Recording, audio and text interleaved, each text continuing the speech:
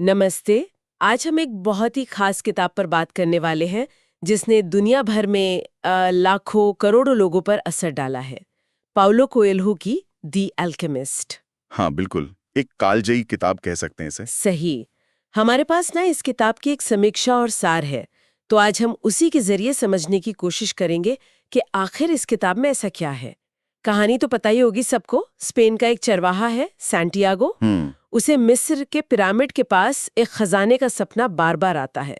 तो चलिए इसी सपने और उसके सफर पर थोड़ी गहराई से बात करते हैं। बिल्कुल। तो ये जो स्रोत हमारे पास हैं, ये इस किताब को जो 1988 में आई थी, एक तरह की प्रेरणादायक या कह लें दार्शनिक कहानी की तरह देखता है। कहानी ऊपर से तो बहुत सीधी लगती है ना, एक लड़का है खजाने की तलाश में निकला है। हाँ, सिंपल। लेकिन गहरे में उतरे तो ये असल में अपने पर्सनल लेजेंड, मतलब अपनी जिंदगी का जो असली मकसद है उसे खोजने की कहानी है। और स्रोत इस बात पर बहुत जोर देता है कि जब सैंटियागो उस राजा से मिलता है, मिल्कीजेडेक, हाँ, मिल्कीजेडेक। तो उसे ये आइडिया मिलता है कि अगर आप सच में पूरी शिद्दत से कुछ चाहें तो पूरी कायनात उसे सच करने में आपकी मदद करती है। हाँ, ये कायनात की मदद वाली बात, ये सिर्फ कहने की बात नहीं लगती कहानी में, उसके सफर में दिखता भी है ना? दिखता है बिल्कुल।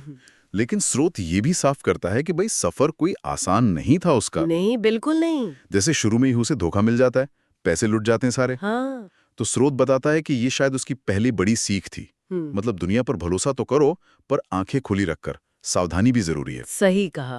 वो एक तरह का रियलिटी चेक था उसके लिए। और फिर उसका वो क्रिस्टल की दुकान पर काम करना, हाँ, वो वाला हिस्सा। स्रोत उसे एक बहुत अहम मोड़ मानता है। हम्म। वहां वो सिर्फ पैसे नहीं कमा रहा होता, हम्म। वो सीखता है कि बड़े सपनों तक पहुंचने के लिए छोटे छोटे कदम धैर्य के साथ उठाना कितना जरूरी है। वो असल में अपने सपने को जिंदा रख रहा होता है। मतलब सिर्फ ख्यालों में नहीं, बल्कि इस असलियत में उसे जी रहा होता है, छोटे लेवल पर ही सही। बिल्कुल।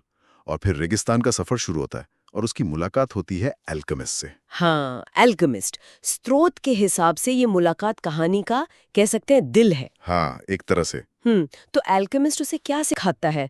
मतलब क्या वो सोना बनाना सिखाता है जैसा नाम से लगता है? नहीं नहीं, यहीं पर स्रोत अल्केमिस्ट के गहरे मतलब को सामने लाता है। अल्केमिस्ट सैंटियागो को ये दिखाता है कि असली कीमियागरी, असली अल्केमी, वो मेटल को सोने में बदलना नहीं है। अच्छा, तो फिर क्या है? खुद को बदलना, अपनी आत्मा को समझना, अंदर झांकना। वो जो बाहरी खजाना वो ढूंढ रहा है, उससे कहीं ज्यादा कीमती वो खजाना है जो उसके अंदर है। मतलब ज्ञान और समझ? हाँ, आत्मज्ञान। तो ये सफर बाहर की दुनिया से ज्यादा उसके अंदर की दुनिया का बन जाता है। तो फिर ये जो अंत में होता है कि खजाना तो वही मिलता है जहां से उसने शुरू किया था, स्पेन में। हाँ।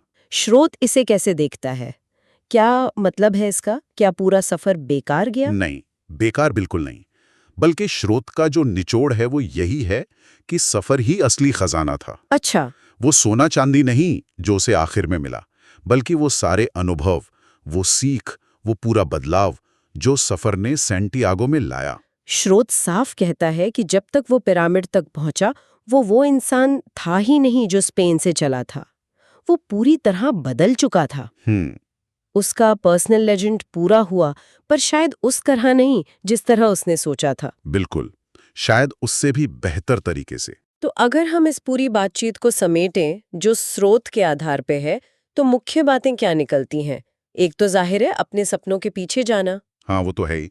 लेकिन स्रोत कुछ और चीजों पर भी रोशनी डालता है। एक, डर। डर को अपने रास्ते में मत आने दो। सही बात है। सैंटियागो भी तो डरता है बार बार। हाँ, लेकिन वो बढ़ता रहता है। दूसरा, अपने दिल की सुनो, क्योंकि आपका दिल जानता है कि आपकी मंजिल कहाँ है, रास्ता क्या है। और तीसरा, जैसा हमने कहा, सफर। मंजिल से ज्यादा जरूरी वो रास्ता है, वो सफर है। तभी तो स्रोत इसे 5 स्टार रेटिंग देता है और कहता है कि इसे बार बार पढ़ना चाहिए, क्योंकि ये सिंपल सी कहानी ना जिंदगी के बहुत बड़े सवालों से जोड़ देती है। ये बात तो है। और अगर हम इसे थोड़ा और बड़े पैमाने पर देखें तो ये कहानी असल में हम सबकी कहानी है ना? मतलब अपनी जिंदगी का मकसद ढूंढना, अर्थ ढूंढना। हाँ बिल्कुल, ये एक यूनिवर्सल तलाश है। और यहीं पर एक जरूरी सवाल भी उठता है जो स्रोत हमें सोचने पर मजबूर करता है। स्रोत बार बार याद दिलाता है कि असली नाम वो सफर है, वो अनुभव है, वो बदलाव है। तो फिर सवाल हमारे लिए भी यही बनता है कि हम अपनी जिंदगी के इस सफर में किन अनुभवों को, किन सीखों को असली खजाना मान रहे हैं? हाँ, ये सोचने वाली बात है। इसी सवाल के साथ आज की बात खत्म करते हैं।